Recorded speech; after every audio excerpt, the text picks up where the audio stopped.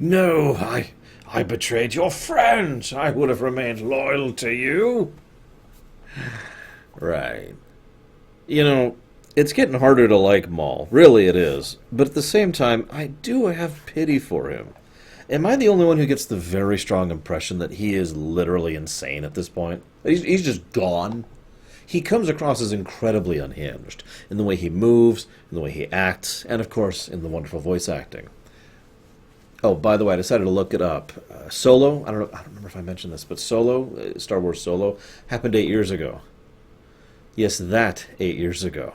The period of time when Ezra's parents had just been taken, and basically most of the events of Rebels were put into motion. Go figure. Anyways, so he's been through some stuff, is what I'm trying to say. And there's still a 8-year gap in there, which we could fill out if we wanted to. But I am honestly curious of your guys' thoughts. Is he sane? So they actually put up a good fight when they try to push back against Maul. It's just, they're fighting against Maul. So he outthinks them and manages to outmaneuver them. It's a nice touch, actually.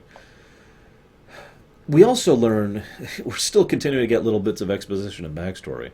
We learn that Hera was the one to insist on recruiting Ezra.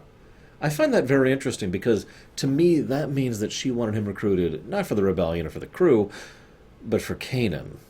To allow Kanan to grow as a Jedi by helping him to teach someone else. Basically exactly what ended up happening. Hera strikes me as the kind of person who would think that far in advance to do that. So we find out that you get this Jedi Holocron and the Sith Holocron, and together you can learn any true secret. How does that work exactly? Does it work for any Sith Holocron and any Jedi Holocron? Like they just combine the two and it just gives you perfect scrying? And what are the vague consequences of using this perfect scrying? The rules aren't really well defined here, and I find myself wondering, like, can you just keep using it? Is it one shot only? I mean, it did explode in the show, so maybe it's one shot only? Or maybe you have limited time. Now, if I was to world build here a moment, I would say that what is effectively the mathematical formula of knowledge of light, combined with the mathematical formula of knowledge of dark, when those two go together, they basically cause a crack in reality through which you can peer through. And if you're skilled and driven enough, with enough will, you can guide where you're looking at that crack. In other words, to find information you want. I would also say, based on this, that it is a temporary thing. You are effectively sacrificing these holocrons to gain, 40 seconds, 80 seconds, whatever it is, of the ability to see into this, which may or may not succeed. That's just what I would take on it. I have no idea what's actually true. That's what I would write. There's a nice bit where... I hate to say this, but Season 3 so far isn't really selling me as much. There's this bit where Kanan's like, I forgive you, and you need to forgive yourself. I never blamed you, and it's like, that was 3 episodes ago. I know it's supposed to be 6 months, but again, it wasn't on camera, and it suffers for it.